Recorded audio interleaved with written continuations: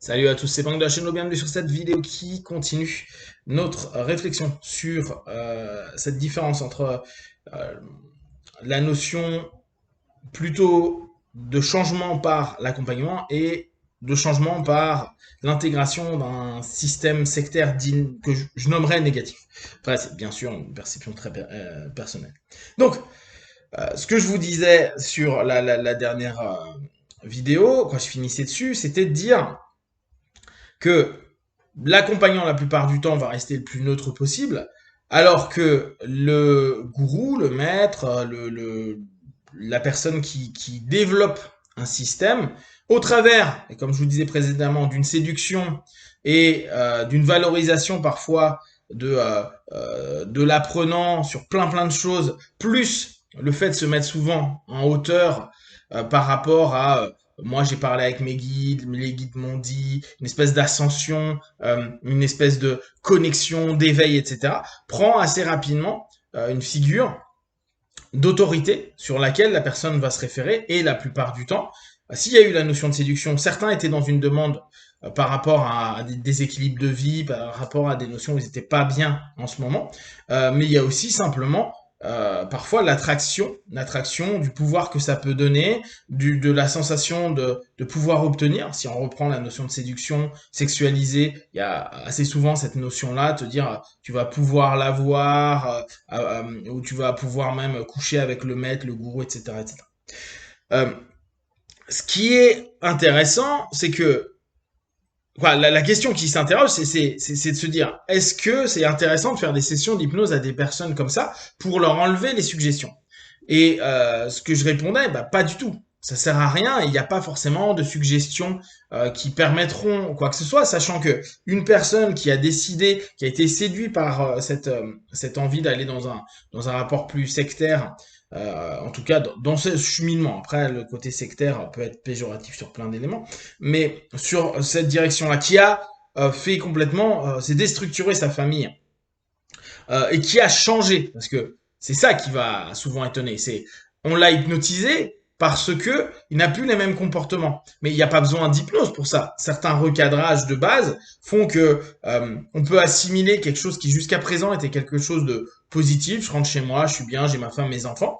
À est-ce que tu as remarqué que en fait tu étais toujours plus en colère, stressé, mal, etc. dès que tu rentrais chez toi. Ce qui fait que ne serait-ce que cette notion-là, par un recadrage, et là on peut même l'avoir en thérapie, hein, va entraîner automatiquement un changement, une interruption de pattern, un moment, même si souvent il reprend, mais il arrive qu'il y ait interruption de pattern et carrément redirection vers une autre attitude, un autre comportement. Il y a toujours un questionnement à se poser. Donc, il peut y avoir cette espèce de notion euh, qui est assez commune, c'est-à-dire un recadrage peut changer des comportements.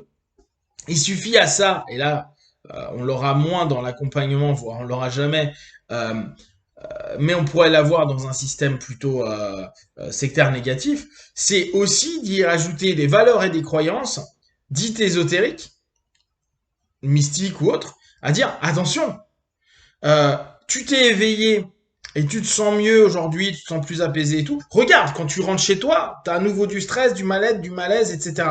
Et à ça, on y associe, je sais pas, une suggestion, comme on peut avoir au Maghreb, fais attention à ce que tu manges, parce que on va te mettre de la magie dedans, et c'est parce qu'il y a de la magie qu'on te maintient dans un statu quo de ta vie et que ça marche pas et que tu te sens pas bien, etc.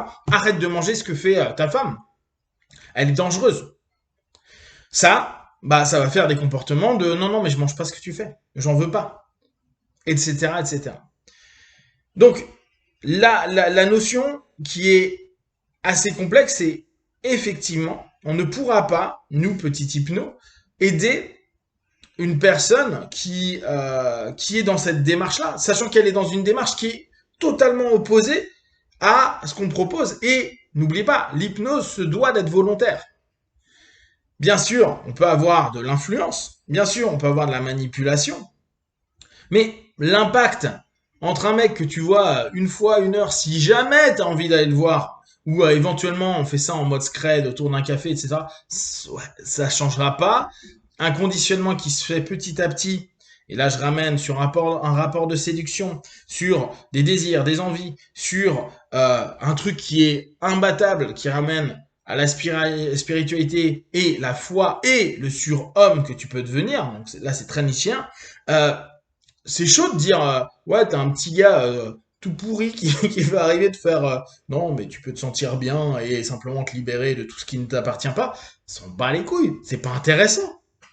L'idée, c'est que euh, y ait tout le temps cette notion de je suis au-dessus, j'ai compris, tu n'as pas compris. Et c'est là où ça commence à devenir très complexe.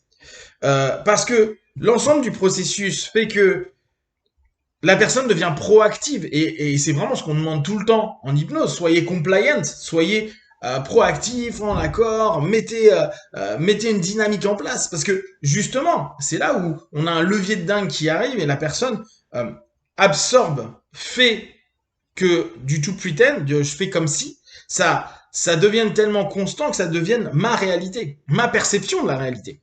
N'oubliez pas, on doit toujours nous leur permettre d'être dans une réalité commune.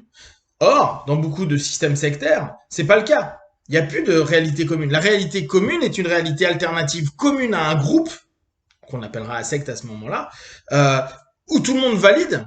Donc, vu que tu es entouré de personnes qui pensent comme toi, bah, tu peux pas avoir de contre-arguments ou de doutes. Et on sait bien, si on arrive à en faire la foi en une personne, la foi en un concept, la foi un objet ou autre, bah, à partir de là, il y a énormément d'ouverture sur ça et de fermeture sur d'autres choses. Donc, tout ce qui vient de cet élément-là a une puissance incroyable. Et on peut rien dire à ces personnes-là. Beaucoup de personnes qui vont se dire ascensionnées, qui vont avoir un éveil, qui comprennent, qui se trouvent dans d'autres dimensions, qui sont euh, plus dans des éléments que le bas peuple comme nous ne pouvons pas comprendre, euh, bah, se séparent beaucoup de ça et vont commencer à devenir assez durs, assez froids, assez critiques. Et on l'a malheureusement aussi avec certains extrémistes religieux qui vont d'un coup dire vous êtes impur, vous n'êtes pas capable d'eux, vous ne faites pas le travail qu'il faut, vous n'avez pas la direction d'eux. Et ce qui, ça va ramener dans la famille, si encore familia, et on se retrouve dans des cas où bah, tout se passe bien jusqu'à ce que parfois il y ait un switch qui peut passer, et ça dépend des courants ou autres, par soit des rituels de méditation, des rituels de prière X ou Y, des rituels matinaux, etc., soit des psychotropes, de la drogue, du hashish, on va pas parler forcément de trucs de ouf, hein, juste hashish, cannabis, etc., parfois de l'alcool, et ce qui a associé et ancré à des moments dans le groupe dans lequel on fait partie, avec un ensemble, bien sûr, tu ouvres ta conscience à des niveaux plus élevés, à des strates d'éveil, etc., bah, va automatiquement euh, faire changer l'état d'esprit et le comportement de la personne. Et s'il fait ça, bah, dans son groupement et qu'après il revient dans sa maison et qu'à un moment il s'allume un joint ou il fume ou il boit ne serait-ce qu'un tout petit peu de X ou Y alcool, il peut très rapidement réactiver l'ancrage, pouf, et rentrer à se fermer parce que le monde autour de lui est impur, ne comprend pas, a des trop basses fréquences, etc., etc. Ce qui fait que bah on arrive à une fermeture. Alors clairement, moi, quand on me dit, mais qu'est-ce que je pourrais faire là, je me mets à la place du mari, de la femme, des enfants, etc., etc., bah, il n'y a pas grand-chose à faire. Et oui, c'est horrible parce que on se dit, mais on n'a pas de pouvoir, quoi que ce soit. On peut communiquer, mais il y a un moment où il se peut que la personne bloque. Après, il y aurait quelque chose à faire. Moi, j'y pense comme ça à la volée. C'est de trouver les leviers où il y a encore des instabilités. Mais attention, là, la plupart du temps, les gens qui plongent dedans, comme je vous dis, ils sont compliants, qui veulent ça. Donc, on se biaise pour ne pas voir certaines réalités. Et vu que les gens nourrissent le fait que c'est une autre réalité, ça va être assez compliqué tant qu'il n'y a pas une dynamique un peu proactive par rapport à tout ça. Si vous avez des questions et des remarques sur ce sujet, parce que moi je trouve vraiment que c'est un sujet passionnant, n'hésitez pas à partager sur Facebook, YouTube, j'y répondrai le plus rapidement possible. Et comme d'habitude, de tout ce que je propose, ne prenez que ce qui est bon juste pour vous. Testez, observez, analysez et concluez. Puis, one, ciao.